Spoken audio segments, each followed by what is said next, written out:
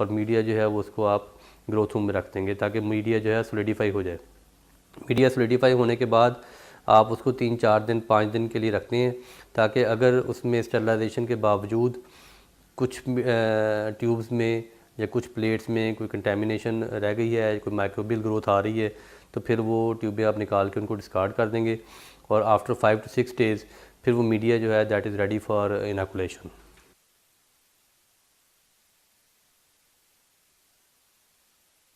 ये inoculation room है, इसमें हमने कुछ कंडीशन जो हैं वो सेट की हुई हैं which are required for inoculation.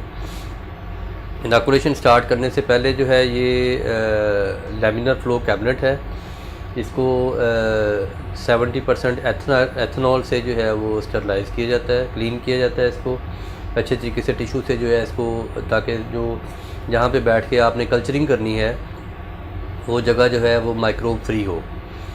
तो इसका लैमिनर फ्लो जो है ये इसमें हीपा फ़िल्टर्स लगे हुए हैं, जो एयर अंदर आती है वो प्रेशर के साथ आती है और वो जर्म फ्री एयर जो है वो अंदर आपको स्टेराइल एनवायरनमेंट देने के लिए ज़रूरी है, वो एयर ये प्रोवाइड करता है आपको। तो बेसिकली ये लैमिनर फ्लो भी आप जो काम स्टार्ट करना है उससे आधा पौना घंटा पहले इसको ऑन कर देंगे। इसी तरह जो ये रूम है इसमें हमने यूवी लैंप लगाया हुआ है, यूवी रेडिएशन जो है वो जो रूम में एयर में जो जर्म्स हैं उनको वो किल कर देती है। तो उसके लिए ज़रूरी है कि हम पहले ये लैमिनर फ्लो ऑन करते हैं, इसको अच्छे तरीके से क्लीन करके 70% एथनॉल से जो चीज़ें रिक्वायर्ड हैं वो इसके अंदर रख देते हैं, एक्सेप्ट एक्सप्लांट जो वेजिटेटिव मटेरियल है, जो प्लांट मटेरियल है। प्लांट मटेरियल के अलावा बाकी सारी चीज़ें इसमें रख के तो वो फिर आप इसको पहले ऑन कर देंगे। उसके बाद रूम के बाहर जो है वो यूवी लैंप के लिए स्विच लगा हुआ है, वो बाहर जाके आप यूवी लैंप ऑन करेंगे because that is dangerous for human eyes. तो वो यूवी ऑन करके आप कम से कम 30 मिनट्स के लिए इसको ऑन रहने देंगे। उसके बाद आप 30 मिनट्स के बाद यूवी लैंप ऑफ़ करेंगे। उसके बाद आप आके यहाँ पे अपना जो है वो काम स्टार्ट करेंगे इनोकुलेशन। तो इनोकुलेशन के लिए जो है वो first of all we need to sterilize the explant.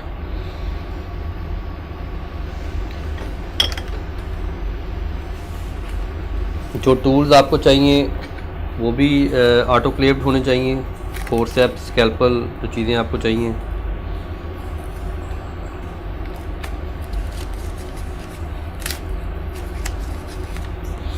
तो ये सारी चीज़ें पहले से ऑटोक्लेव करके हम रखते हैं।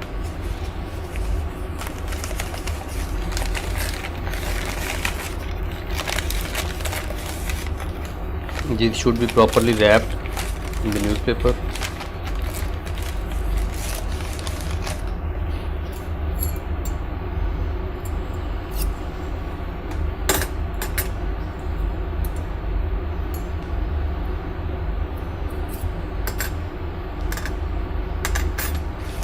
काम स्टार्ट करने से पहले जो है वो आप एथनॉल से हाथ जो है वो अपने वाइप करेंगे, टिश्यू पेपर लेके उसको भी आप एथनॉल से वेट करेंगे। वेट करने के बाद आप इसको अच्छे तरीके से क्लीन कर लेंगे। जो आपका वर्किंग बेंच है दैट शुड बी क्लीन।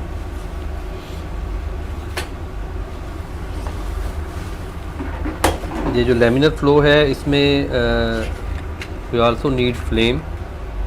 इसमें बहुत ज़्यादा एहतियात की ज़रूरत है क्योंकि ये गैस बर्नर है और अगर आप इसको एथनॉल आपके हाथों को लगा हो और आप बर्नर के करीब ले जाएंगे तो वो हाथों में जो है वो आग लग सकती है।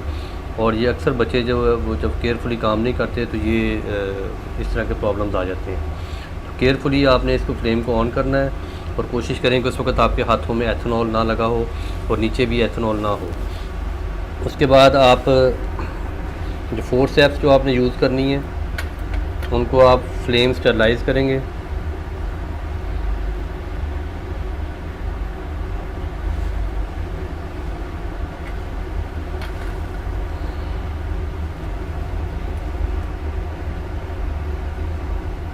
ये सारे फैक्टर्स जो हैं जो हमने शुरू में बात की थी कि we need to ensure asepsis.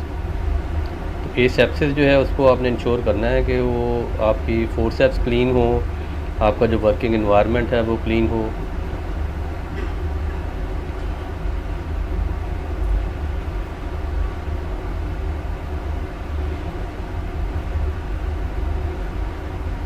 Normally इनको रेड हॉट किया जाता है ताकि इस चीज़ को इंश्योर किया जाए कि कोई माइक्रो ऑर्गेनिज्म जो है वो नहीं है, कोई फंगस के स्पोर जो है, कोई बैक्टीरिया।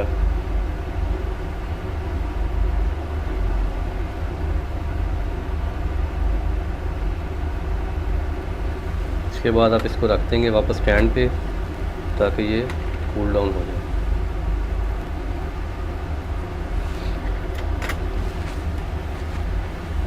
इसी तरह से स्कैल्पल देंगे आप, और उसमें वो यूज़ स्टेराइल ब्लेड्स मार्केट से अवेलेबल हैं, और इसको आप इसमें लगा लेंगे। लगा के इसको भी आप एथेनॉल से प्रॉपरली स्टेराइल करें।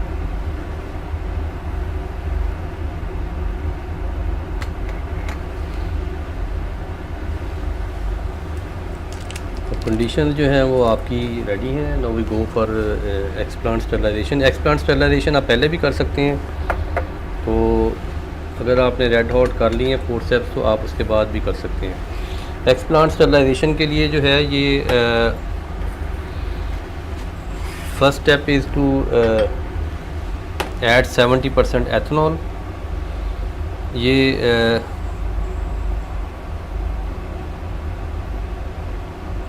सिट्रस के जो हैं ये एक्सप्लांट्स हैं। सिट्रस में एक्सप्लांट जो हम नोडल कल्चर नॉर्मली यूज़ करते हैं, तो ये एक्सप्लांट जो शूट्स आप लेते हैं उन शूट्स को आप छोटे साइज़ में करके, तो इस पोजीशन में कि आप उसको रेडी टू यूज़ हों वो, ठीक है। तो आप एक्सप्लांट जो है उसको पानी में वेट कर लेते हैं ताकि थोड़ी सी उसकी सरफेस जो है वो क्लीन हो जाए, पहले जो उसमें डस्ट पार्टिकल्स हैं वो निकल जाएं पहले। इसमें डिस्टिल वाटर है, इसको हम निकाल देंगे।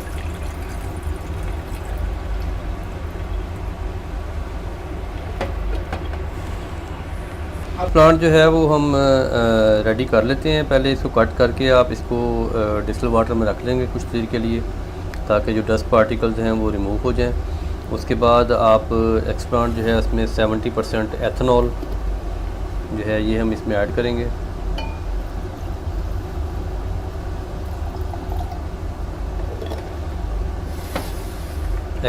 एथेनॉल जो है ये सरफेस स्टरलाइजेशन के लिए यूज़ होता है।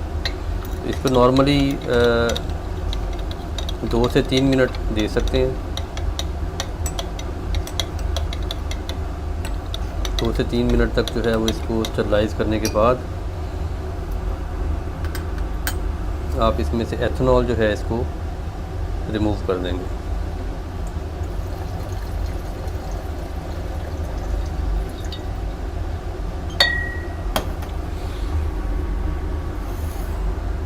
Then we have sterile distil water.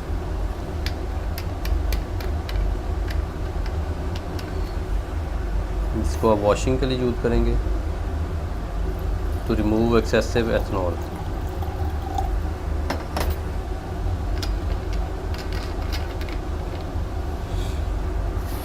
इसको आप अच्छे तरीके से रिंस करेंगे ताकि जो एक्सेसिव एथेनॉल है वो रिमूव हो जाए।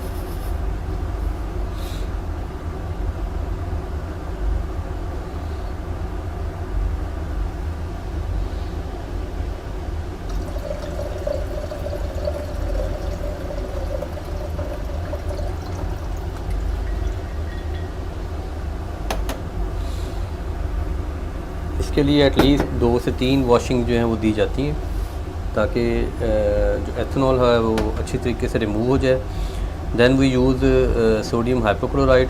सोडियम हाइपोक्लोराइड या कमर्शियल ब्लीच भी इसके लिए यूज़ किया जा सकता है।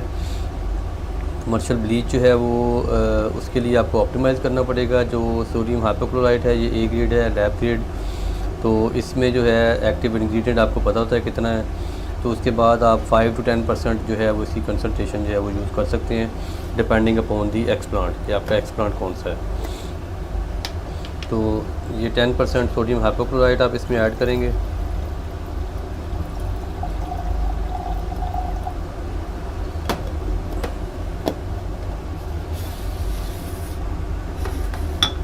Then again depending upon the explant कौन सा है और आपकी कंसनट्रेशन क्या है ब्लीच की, आप इसमें उतना टाइम इसके लिए देंगे। अगर आपकी कंसनट्रेशन ज़्यादा है तो आपका टाइम जो है वो इमर्शन का कम होगा, और अगर जो है वो कंसनट्रेशन कम है, डाइल्यूशन ज़्यादा है, तो फिर आप इसका टाइम जो है वो बढ़ा सकते हैं। स्टीयरिंग इसलिए ज़रूरी है ताकि यूनिफॉर्म जो है वो स्टरलाइजेशन हो जाए और एक्सप्लांट जो है वो प्रॉपरली हर तरफ से जो है वो स्टरलाइज हो जाए। ब्लीच में नॉर्मली इफ़ इट इज़ 10% तो आप 3 to 5 मिनट्स जो है वो इसको दे सकते हैं। अच्छे तरीके से जब ये स्टरलाइज हो जाए उसके बाद आप इसको ब्लीच को जो है वो रिमूव कर देंगे।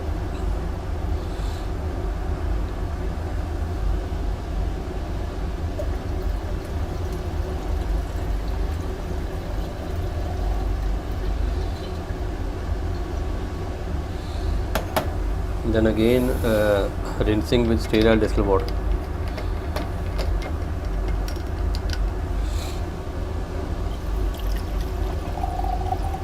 जब एक्सेसिव ब्लीच जो है वो आप इसमें रिमूव करेंगे। अगर ब्लीच जो है वो कंसनट्रेशन ज़्यादा है या आप ज़्यादा टाइम के लिए इसमें एक्सप्लांट रखेंगे तो एक्सप्लांट क्लोरोसिस हो जाएगी, जिसमें क्लोरोफिल जो है वो रिमूव हो जाएगा, एक्सप्लांट्स जो हैं ब्लीच हो जाएंगे, आपको कलर चेंज से उसका आइडिया हो जाएगा और एक्सप्लांट डेड हो जाएगा, वो फिर आप एक्सप्लांट जो है वो आगे चलेगा नहीं।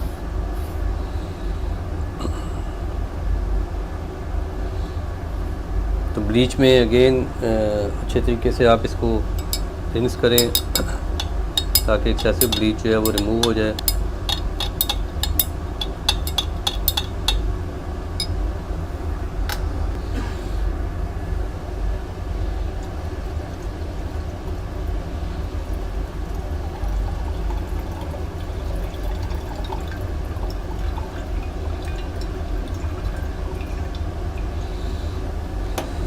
So after 3 washings now your explant is ready। आप इसको कल्चरिंग के लिए जो है वो इस्तेमाल कर सकते हैं।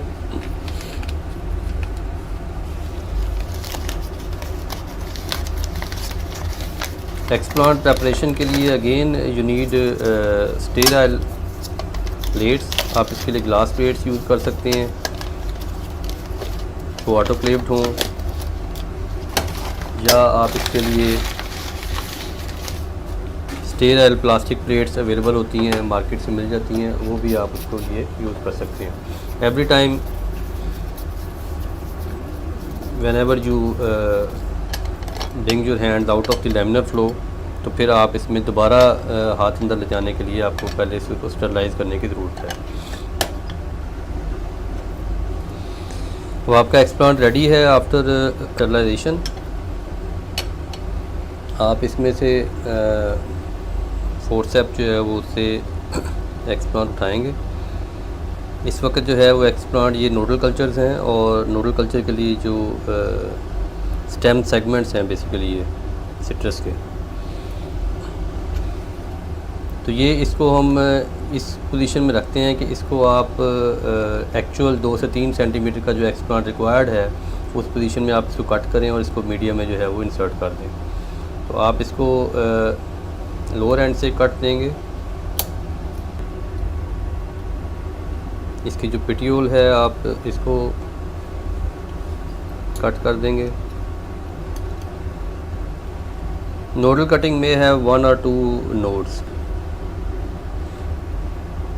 इसके एपिकल एंड पे जो है वो आप फ्रेश कट देंगे, जो लोअर एंड है उस पर फ्रेश कट देंगे। तो now your explant is ready for culturing. अब ये हैंडलिंग में केयर वाली बात ये है कि आपका हाथ इसके ऊपर ना जाए। फिर आप टेस्ट ट्यूब जो आपने मीडिया स्टरलाइज किया हुआ था उसको निकालेंगे, इसका प्लास्टिक उतारेंगे, इसकी नेक जो है उसको थोड़ा सा हॉट कर लें।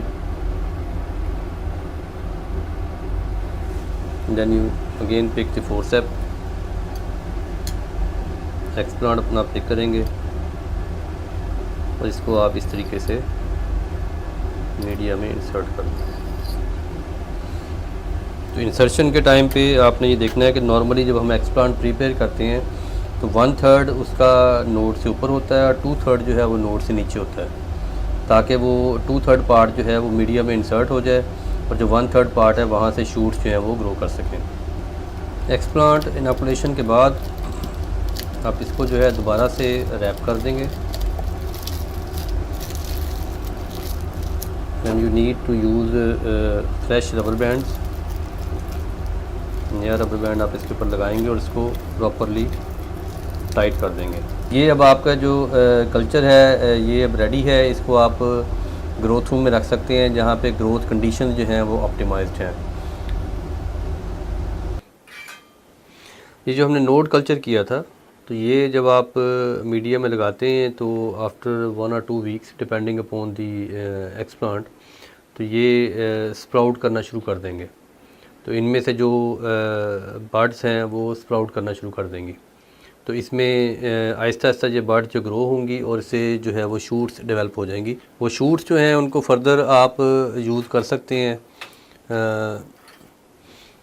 कल्चरिंग के लिए भी यूज़ कर सकते हैं। जैसे ये शूट ग्रो हो गई है, इसको हम एज़ प्लांट मटेरियल भी रख सकते हैं और इसको अगर इसमें रूटिंग हो गई है तो आप इसको निकाल के एक्लेमेटाइज भी कर सकते हैं। That depends upon your objective कि आप क्या करना चाह रहे हैं। अगर आप इसी प्लांट मटेरियल को मल्टीप्लाई करना चाह रहे हैं तो इसी मटेरियल को हम निकालेंगे और इसको जैसे हमने पहले इनोकुलेशन की है इसको इसका एपिकल पार्ट जो है इसको कट करेंगे और इसको नए मीडिया में जो है वो लगा देंगे, जिससे नई शूट्स जो हैं वो ग्रो कर देंगी। इस तरीके से आप बहुत थोड़ा सा एक्सप्लांट लेके तो आप बहुत सारे प्लांट्स जो हैं उनको मल्टीप्लाई कर सकते हैं। तो ये सिट्रस के सीड्स हैं। ये सीड जो है ये जब जर्मिनेट कर जाता है तो इसमें नीचे प्रॉपर रूट डेवलप हो चुकी है। अब ये अगर आप इस प्लांट को एज सच निकालना चाह रहे हैं, इसको एक्लेमेटाइज करना चाह रहे हैं तब भी आप कर सकते हैं। अगर आप इसको फर्दर मल्टीप्लाई करना चाह रहे हैं तो उसके लिए भी आप इसके नोड्स जो हैं उनको यूज़ कर सकते हैं। एक चीज़ का ख्याल रखें कि ये अब चूँकि स्टेराइल एनवायरनमेंट में ग्रो कर रहा है तो इसकी दोबारा से स्टरलाइजेशन की ज़रूरत नहीं है। तो इसको आप डायरेक्टली जो है एक्सप्लांट को निकालेंगे, इसको डिवाइड करेंगे इसके नोड्स जो हैं और उनको फर्दर मीडिया में इनोकुलेट कर देंगे ताकि जो है वो नए प्लांट्स डेवलप हो सकें। इसी तरह से ये गुआवा के सीड्स हैं। तो गुआवा के सीड्स भी आप स्टरलाइज करके इसमें लगा सकते हैं मीडिया में। ये अभी बहुत अर्ली स्टेज है। तो ये जो नीचे वाला हाइपोकोटाइल रीजन है तो ये हाइपोकोटाइल रीजन भी आप यूज़ कर सकते हैं फॉर फर्दर कैलस इंडक्शन।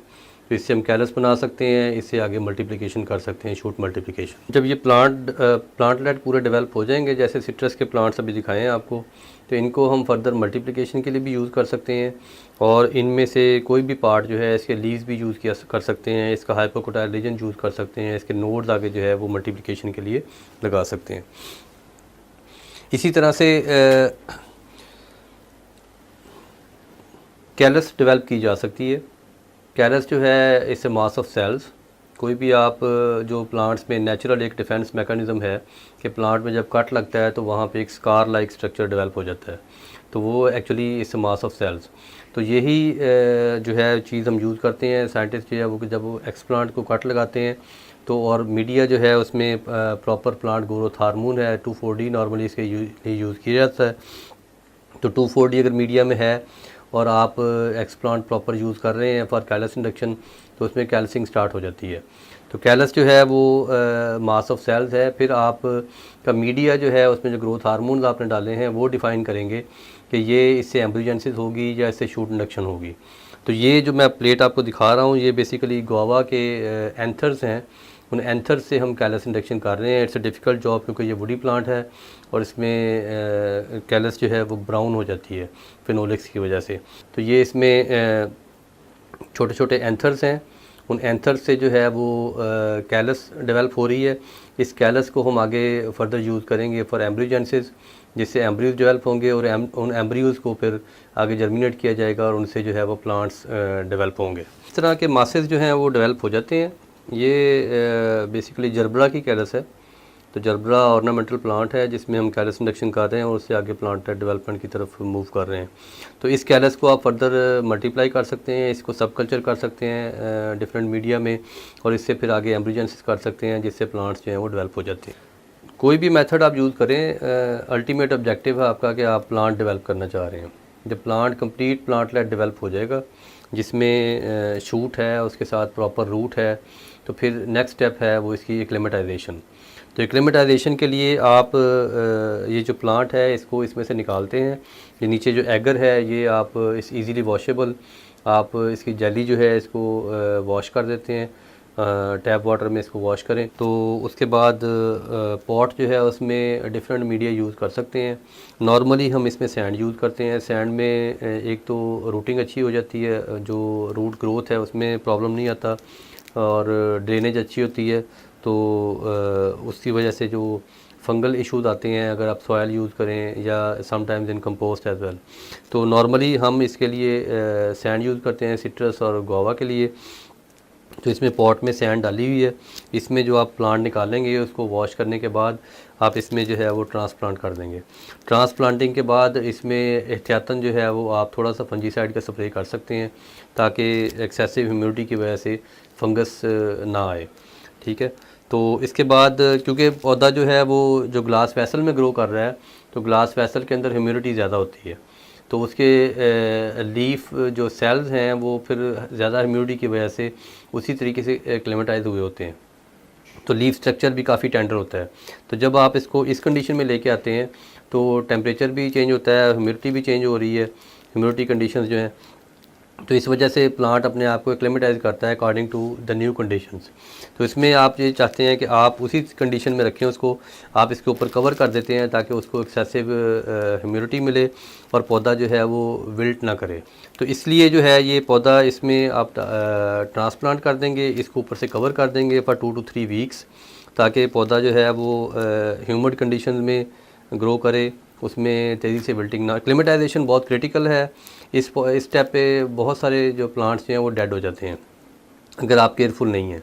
तो आपको इस स्टेज पे काफ़ी केयरफुल होने की ज़रूरत है ताकि आपके प्लांट्स जो हैं वो डेड ना हो। एक तो कंप्लीट प्लांटलेट हो, उसमें रूट्स हों ऑलरेडी, और उसके बाद आप उसको प्रॉपर्ली ट्रांसप्लांट करें, उसको फंजीसाइड से स्प्रे करें, उसके बाद प्रॉपर्ली उसको कवर करें ताकि पौधा जो है उसके ऊपर किसी किस्म का स्ट्रेस ना आए।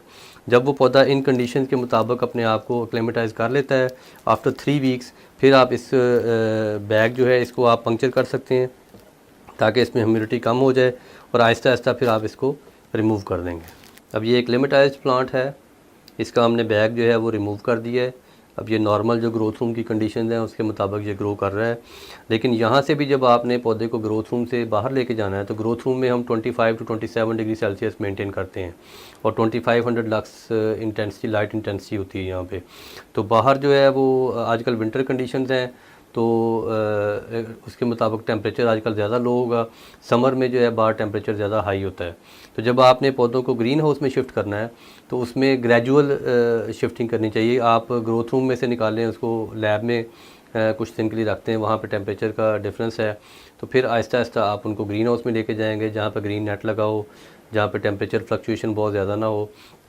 फिर आप इन प्लांट्स को फील्ड में जो है वो शिफ्ट कर सकते हैं।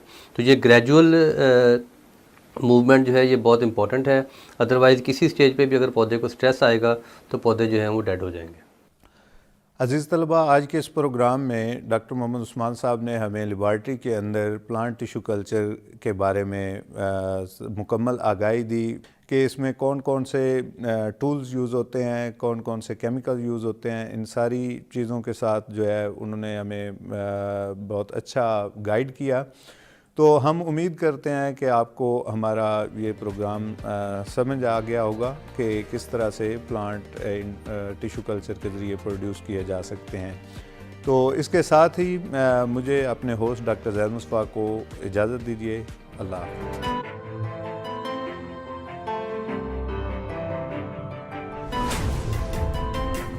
अस्सलाम वालेकुम, thank you for calling Allama Iqbal open university.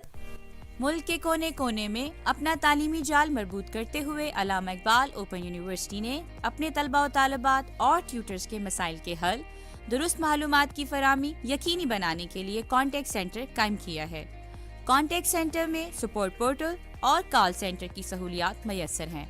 अब आप कॉल सेंटर में पीर से हफ्ता दफ्तरी औकात में हमारी हेल्पलाइन 051-111-112-468 पर कॉल करके AIOU की खसूसी नुमाइंदा से बात करते हुए यूनिवर्सिटी में admission, examination, books delivery, regional services, tutor support, आगाही LMS या फिर यूनिवर्सिटी के हवाले से किसी भी किस्म की मालूमात या शिकायत दर्ज कर सकते हैं।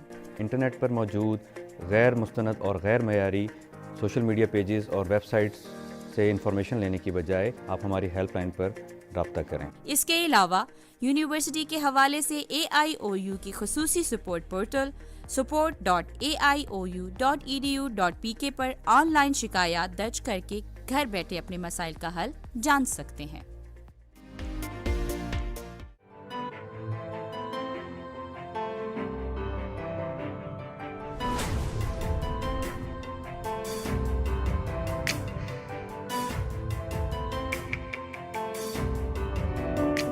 Assalamu alaikum dear learners. I welcome you all here at Allama Iqbal Open University Studios. I hope you all are well and enjoying the weather as well. I read it somewhere that the one who stops learning gets old, either in 20 or 80, and the one who keeps on learning stays young. And I don't think any one of you wants to get old that early. The best part in your life is to keep your mind young. And here we are to keep your minds young. And the process is learning the language English. And the topic that we have selected for you all is verb. And to guide you all what verb actually is, we have our very own expert, Mr. Arshad Mahmood. Assalamu alaikum, Mr. Arshad. How are you doing? Fine, thank you. What about you? I'm okay. And you know what? Today I've got an assignment for you. What is that?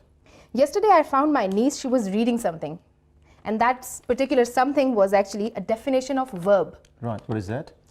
A word which affirms or predicates something of some person or thing. A part of speech expressing being, action, or the suffering of action. She just read it and it just flew on from the top of my mind. I couldn't understand it. I want you to teach us all about this. So you want to know what a verb is? Yes. Simply speaking, a verb is a word that shows us some action or some state. What do we mean by action or the suffering of action? When action takes place, it is done by some subject. Someone.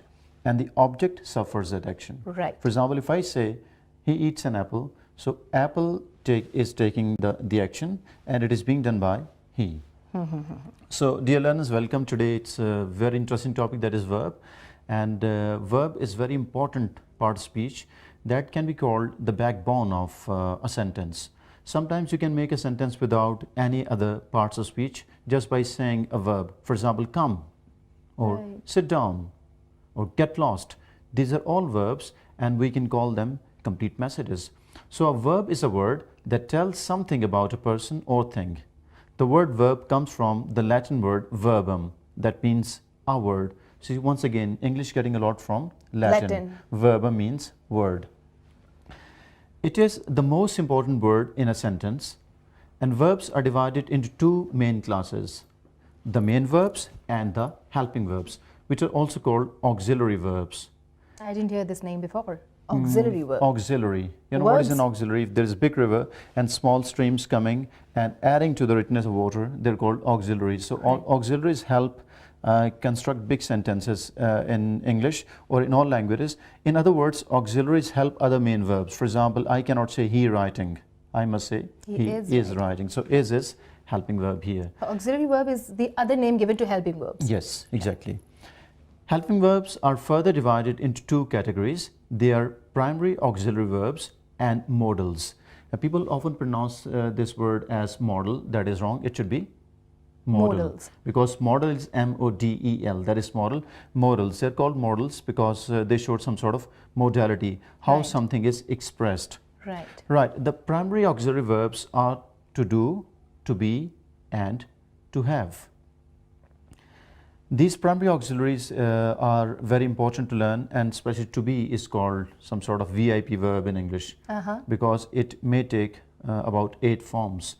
Usually a verb takes 3 to 5 forms. For example, if I say cut, cut, cut, all of them three, they make one form, cut, because there is no change. Right. And the second form is cuts, and the third form is cutting. Three Right. forms. And then we have, for example, go, went, gone. Yeah. Go, went, gone, three, and goes, four, going, five. But B has got three different shapes in present tense. Is, am, are. In the past, was and were. Five, be, including B6. And then we've got been and being, 8 forms in all. Pretty long task. Yes, the number of modals is bigger than the number of primary auxiliaries. The modals are will, would, may, might, can, could, must, have to, should, ought to. And we keep on using all these things, in our life. We cannot speak even Urdu language without using these models. They're very important. Sorry to interrupt you here. I would like you all learners to note down the examples that are being given by Mr. Arshad Mahmood. That is going to be very helpful for you, and you can try to make the similar examples for yourself. Carry That's on. good. That's good. So first of all, we'll discuss the main verbs. They can be discussed from different angles. We've got regular verbs, irregular verbs. Regular verbs are the verbs which take D or ED when we change them into the past form. For example, smile is a regular verb, play is a regular verb, and talk is a regular verb. Change is a regular verb. Change is a regular verb, but sink or drink or go, they are not regular verbs, because these verbs can take any form, or sometimes they don't change the form at all. For example, cut, put, no change. That's irregular. Yes, these are irregular. So regular verbs take D or ED at the end. The form is just changed by adding D and ED at the D end. or ED. Then we've got the terms like transitive verbs and intransitive verb. Transitive verbs are the verbs which which must take an object. It's transitive. Transitive. I used to call it transitive. Transitive. Example, if I say, I do, does it convey any meaning? I do what? I mean, it's like Yes, good. I do my homework. Okay, if I say, she makes she makes what? cup of tea. So makes, do, construct, and there are many other verbs which are called transitive because they must take an object. If object is missing, then message is not clearly The conveyed. sentence is incomplete. Yes. Now if you compare transitive verbs with intransitive verbs, you will see that in intransitive verbs we don't need any object. For example, he smiles, she runs. In these verbs we don't need any object. Simply like we can have adverb. For example, he walks slowly. We cannot put an object after walks. These are called intransitive verbs which don't require an object. Now talking about regular verbs once again, these are the verbs which make their past and past participle by adding D or ED to the infinitive. Infinitive is a base form of the verb. For example, in going or goes, the base form or infinitive is go. Sometimes the final consonant has to be doubled. For example, stop changes into stopped. P is doubled. Same is the case with slip, where it becomes slipped, and then dub becomes dubbed. Irregular verbs are the ones which don't form their past forms by adding D or ED to the infinitives. They either don't change their shape or take 2 to 4 different forms. For example, if you look at the verb cut, no change. So they're all considered one form. Same is the case with hit. Look at this again, its shape, no change. Put, no change. I came across one sentence, interesting sentence. Somebody had written the sentence, he hitted the ball hard. So hit is wrong, it should be hit. And then if you ask people what is the past form of spin, they might say it is spinned or it is span, following the patterns of sing, sang, sung, spin, span, spun. That is wrong. So spin and stick and even swing, they take only one form in the past, that is spun, like spin, spun, spun, swing, swung, swung, and stick, stuck, stuck. And similarly, you've got the verbs which are go, went, and gone, and then shake, shook, shaken. If you look at shake, shook, shaken, this verb can take 5 different forms. Shake, shook, shaken, 3, shakes, and then shaking, 5 forms. In our grammar books, it is amazingly, it is wrongly mentioned that the verb sit has got the forms sat and sit. So they think past participle is sit. That is wrong. It should be I have sat. No, I have sit. That is wrong. Sit is wrong. So the past form is sat. Interestingly, in American English, we see a positive change coming as the Americans have started changing some of their irregular verbs into regular ones. For example, if you look at the verb dream, in British English it is dreamt, and spell, it is spelled. But if you look at these verbs in American English, they are pronounced as dreamed. Ed is being added to dream and spell. In the similar fashion, learn is irregular in British English, but it becomes regular in American English, that is learned, ed, but the Britishers say learned. And some of these verbs, they become complicated because they have been derived from nouns. Look at the word eye, nose. These are all nouns basically, but they can be used as verbs. For example, eye, he is eyeing at me, or the enemy was eyeing at the border. So here eyeing at means watching, looking. Nose, if I say the dog is nosing the food, I hope you can guess. And hand, again, hand is a noun, but it can be used as a verb. Hand down this information to your boss, or hand it over to somebody. Snake, interesting, snake is some sort of poisonous reptile, but it can also be used as a verb. For example, I saw beautiful stream snaking through the village. Interesting, isn't it? So snake can also be used as a verb. So this is the difference between English and Urdu. English simply exploits same word for different purposes. So verb is very important in a sentence. We cannot make a sentence without a verb. Sometimes a verb functions alone. For example, he comes, he goes. But in most cases, a verb has to be helped by some auxiliary verbs. For example, I say, he lives in this house. Or I can also say, he is living in this house. I can also say, he has been living in this house since 1990. So, have been living. What is happening in this sentence? Living is a main verb that is changing into ing form because of been, and been is there, it is the third form of we because of have. So have or has. He has been living. So this whole group is called verbal group. Now look at these verbs, how complicated they might appear. If I say the sentence, they stopped talking, and if I ask you to compare it with, they stopped to talk. What's the difference? They stopped talking and they stopped to talk.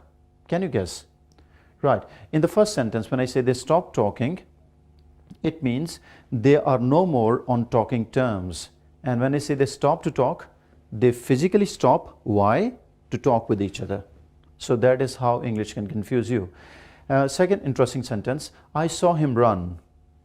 And if you compare this sentence with I saw him running, you will see in the first sentence, I saw him run, here the action was completed when you saw. For example, if I say I saw the thief run, it means he had simply run away. But if I say I saw the thief running and I caught him, here it shows that when you saw him, the action was going on. So the same verb giving you different ideas. I think, I am thinking. Strange. Think and thinking, same word being used in two different ways, two different shapes, and giving two different meanings. It shows that we cannot use all English verbs in ing form or a simple form. There are different verbs which are very particular and we have to use them very carefully. For example, understand. I cannot use in ing form. I cannot say, I am understanding what you are saying. I should say, I understand what you are saying. Or if you want to use some ing form, being forced by L1, Urdu language or mother tongue, then we can say I'm getting what you're saying. So understand will not take ing form. Similarly, the verbs like contain or remember, they can't be used in ing form. Appropriate sentence should be I'm trying to understand. I'm trying to understand, or I understand what you're saying. Both are appropriate, both are correct. So in English, we have to be very careful in using these verbs because we cannot treat them like Urdu verbs. Right. Urdu has got its own rules. English has got its own rules. You didn't tell us that mathematical formula. Action plus tense gives us verb. Yes. Simply, if you look at a sentence, the sentence is, he is writing a letter. So this sentence can broadly be broken up into two parts. He subject part, and the rest is writing a letter predicate. So predicate is something that tells us something about the subject. It contains its verb as well. Right. So he is sitting, so he is subject, and is sitting is predicate. The birds are flying. Can you guess? The birds are flying. What is Bird subject? is the subject and And are flying is the predicate. And predicate always takes the main verb, Right. or verb and helping verb. Here I understand what actually is given in this definition, the being, the suffering of an action. Exactly. Being, suffering, or sometimes state. If I say the children are playing, here some action is going on. This is called, play can be called dynamic verb or action verb. But if you compare it with the child is naughty, here is not an action verb. This is the verb of state. Helping verb. No, it is being used as main verb. That is called verb of state. Okay. It is giving some state. He is a doctor. So again, a verb of state. These are the main verbs. Shall we move to modals now? Sure. Modals, not models. Modals are Modals. can, could. They go in groups sometime. May and might. You've got must and have to, shall and should, or ought to, and used to, dare, need. These are very important because they are mainly used for three functions: ability, probability, obligation. So they can be divided for three different functions. So first of all, I would like to give some definition of these modal verbs. A modal verb or auxiliary verb is a verb which modifies another verb so that the modified verb has more intention in its expression. In essence, the modal verb expresses modality, the way in which something is being said. Modal verbs are common in most languages of Germanic origin, especially or including English. In our languages too, look at the verbs like karna chahiye, zurur karna chahiye, this sort of thing. They are modals. In English, that was obligation form, no? Should, Zarur obligation, karna yes, chahiye. yes. So we'll come to those functions. First, I said these modals are used for ability, which can be physical as well as mental. How physical? I can run very fast. That's a physical ability. And what is the past? I could run very fast, even faster when I was a child. Now this is physical. He can solve any question. So this is mental. Capability. When he was young, he could solve many equations at a time. Again, ability, mental one in the past.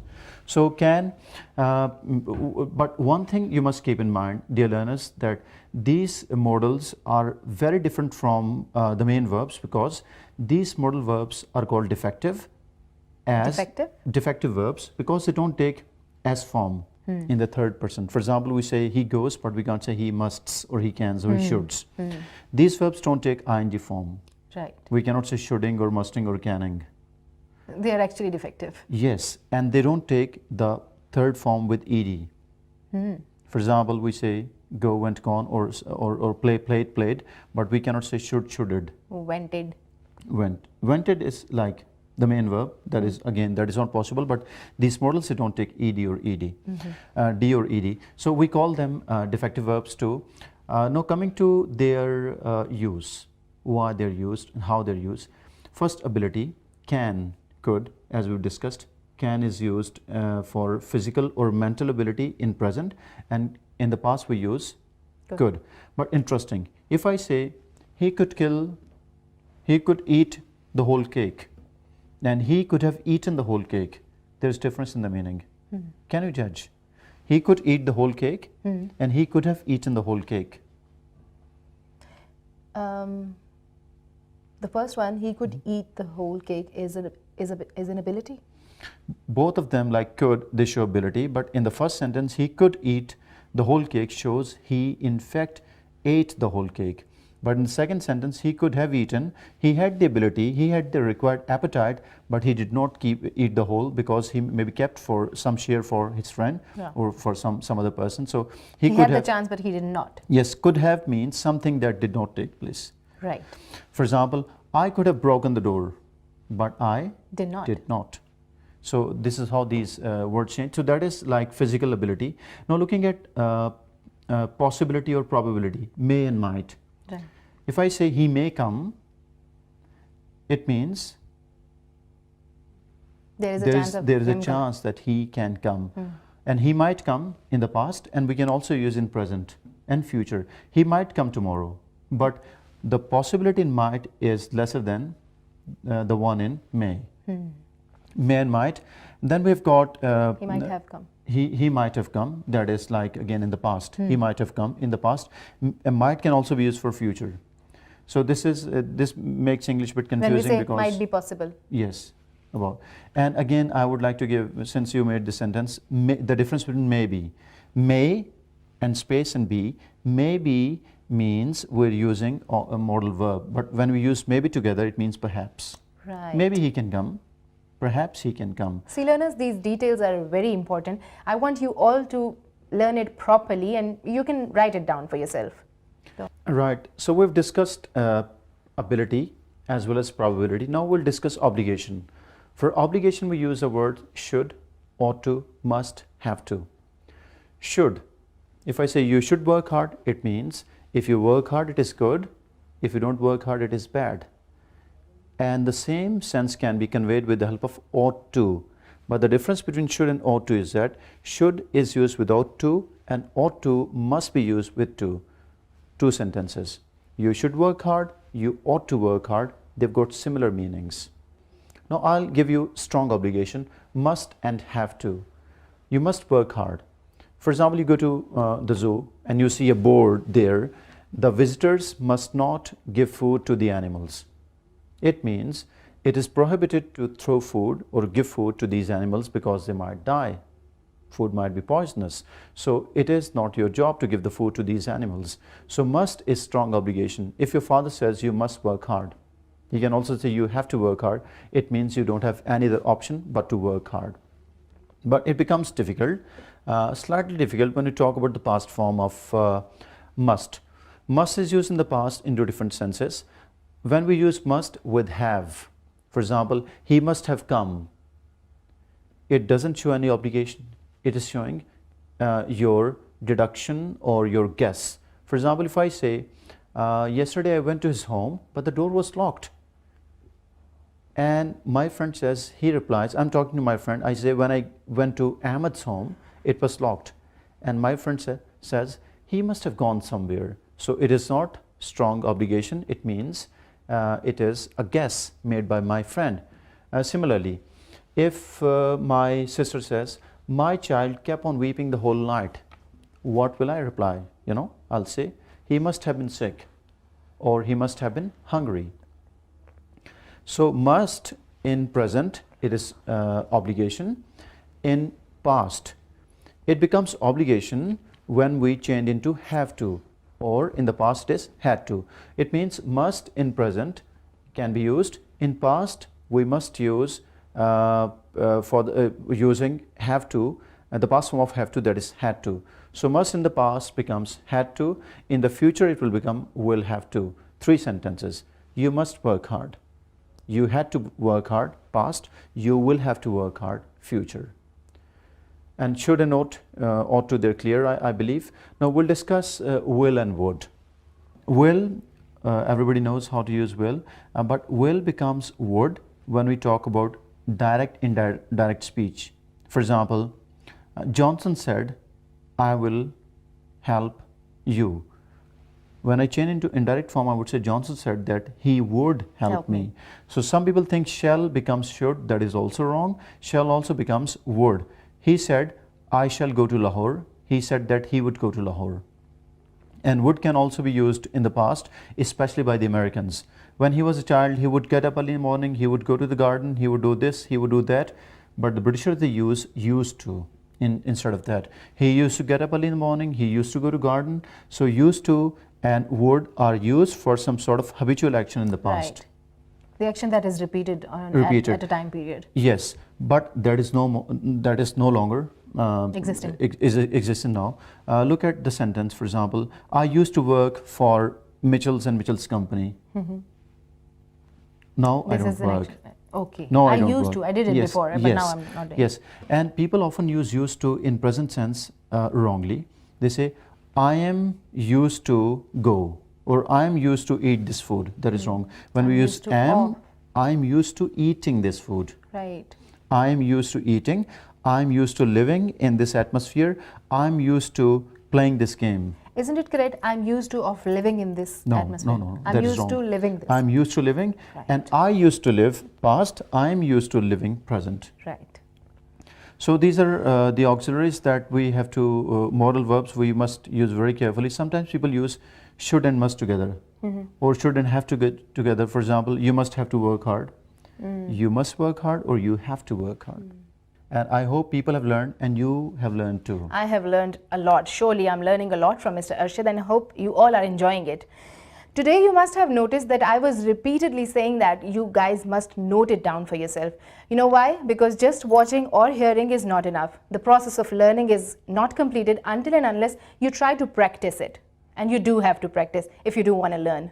So that is all from Allama Iqbal Open University Studios. I hope you guys enjoyed the topic of today. And I promise next time I'm going to bring another interesting topic. Take care of yourself. Allah Hafiz.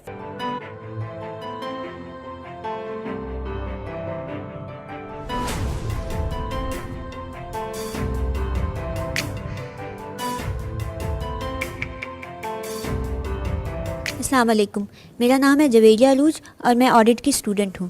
आज हमारे साथ मौजूद हैं मज़हर अरशद साहब जो कि audit specialist हैं। आज हम इनसे बात करेंगे यूनिट 2 के प्रोग्राम 1 पे जो ऑडिट डॉक्यूमेंटेशन को डिस्कस करता है। तो सर मेरा आपसे पहला क्वेश्चन है कि ISA 230 क्या है?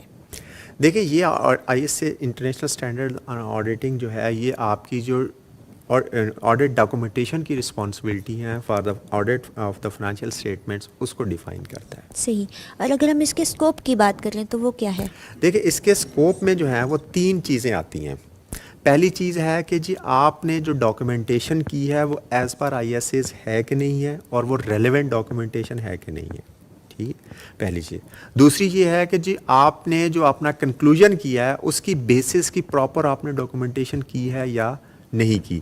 तीसरी कि आपने जो अपना ऑडिट किया है उसकी प्लानिंग और एग्जीक्यूशन वो कम्प्लीटली डॉक्यूमेंटेड है कि नहीं है। ये 3 चीज़ें इसमें डिफ़ाइन करता है। सही। और इसी ISA के अंडर ऑडिट डॉक्यूमेंटेशन को कैसे डिफ़ाइन किया गया है? देखिए ऑडिट डॉक्यूमेंटेशन क्या होती है? ये सेट ऑफ फाइल्स हो सकती हैं, हार्ड पेपर फाइल्स हो सकती हैं, आपकी सॉफ्ट फाइल्स हो सकती हैं।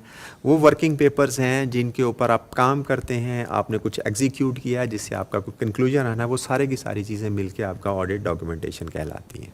कोई प्रोसीजर है ऑडिट का जो कि प्रॉपर्ली रिकॉर्ड नहीं हुआ है तो ऑडिटर को क्या कॉन्सिक्वेंसेस हो सकते हैं इस चीज़? देखिए अगर कोई चीज़ आपने प्रॉपर्ली रिकॉर्डिंग नहीं की, उसकी डॉक्यूमेंटेशन नहीं की, तो इसका मतलब ये है कि आपकी एविडेंस ठीक नहीं है। आप उससे जो भी कंक्लूजन निकालेंगे वो गलत होगा और ये प्रोफेशनल मिसकंडक्ट है। सही। और सर इसके बाद ऑथर बात कर रहा है कि वर्किंग पेपर्स की। वर्किंग पेपर्स क्या हैं और इनके बेनिफिट्स क्या हैं? देखिए वर्किंग पेपर्स आपकी जो है वो जो भी आपने काम किया है, चाहे वो हार्ड फॉर्मेट में किया है, सॉफ्ट में किया है, वो किसी भी टाइप के हो सकती हैं। वो सारे के सारे जो आपने एग्जीक्यूशन में जो आपने परफॉर्मेंस प्रोसीजर परफॉर्म किया उनकी डॉक्यूमेंटेशन को हम वर्किंग पेपर्स कहते हैं। सही। और इनके बेनिफिट्स क्या होंगे? इनके बेनिफिट्स जो है वो हम प्रोग्राम 2 के अंदर जो है वो डिस्कस करेंगे। प्रोग्राम 2 के अंदर इसके सारे बेनिफिट्स हैं। सही। और सर ऑडिट फाइल क्या है और उसकी टाइप्स क्या होंगी? देखें जितने भी आपके वर्किंग पेपर्स हैं उनको अगर आप कंपाइल करेंगे तो वो आपका ऑडिट जो है फाइल कहलाएंगे। ऑडिट फाइल ये सेट ऑफ पेपर्स हो सकती है इन शेप ऑफ फोल्डर, ये सॉफ्ट में set of multiple documents, Microsoft word के डॉक्यूमेंट्स, एक्सेल के डॉक्यूमेंट्स को PDF डॉक्यूमेंट्स, तो सारे डॉक्यूमेंट्स अगर आप उनको कंपाइल करेंगे जिससे आपका कोई कंक्लूजन निकल आए तो उसको हम ऑडिट फाइल कहेंगे। अब ऑडिट फाइल के अंदर आपके पास 2 टाइप्स की फाइल्स आ जाती हैं।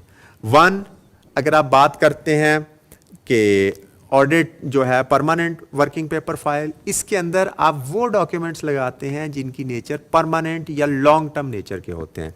मसलन आपका certificate of incorporation, memorandum of articles, इस तरह के जो डॉक्यूमेंट्स हैं इनको हम परमानेंट नेचर के डॉक्यूमेंट्स कहते हैं। ये आप अपनी परमानेंट फाइल में लगाते हैं। और वो फाइल, वो वर्किंग पेपर्स जो आपके इस करंट पीरियड के साथ जिसका ऑडिट चल रहा है उससे रेलेवेंट है, वो सारे के सारे आप अपनी करंट फाइल में लगाते हैं। करंट फाइल में रेलेवेंट ईयर का जिसका ऑडिट चल रहा है उसकी एविडेंस के डॉक्यूमेंट्स लगाए जाते हैं, और परमानेंट फाइल में वो डॉक्यूमेंट्स लगाए जाते हैं जिनकी नेचर परमानेंट या लॉन्ग टर्म हो, वो लगाए जाते हैं। सही। अब परमानेंट ऑडिट फाइल में आपने कहा है कि मेमोरेंडम लगेगा, आर्टिकल्स लगेगा कंपनी का, कोई और डॉक्यूमेंट है जो और ऐसे आपके एग्रीमेंट्स लग सकते हैं जिनकी नेचर लॉन्ग टर्म है कि जी वो 5 ईयर्स का एग्रीमेंट है, 10 ईयर्स का एग्रीमेंट है, तो उसको हर साल लेने से बेहतर है कि आप